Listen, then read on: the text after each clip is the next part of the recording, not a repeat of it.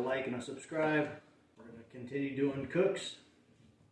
Hopefully you guys like this stuff. I know it tastes good. That's it. Go ahead and get our measuring cups out. A little bowl to put it all in.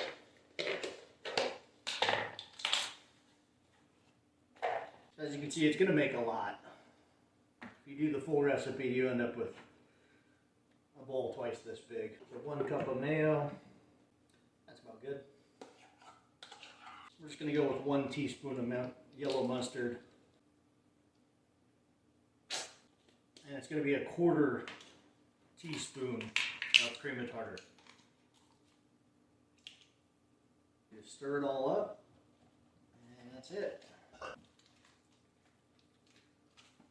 we go. And a nice little color, add some good flavor, and you can see it makes quite a lot, just half the recipe. So check out our carne asada and shrimp. That's going to be the other part of this meal, but we're going to do it in another video.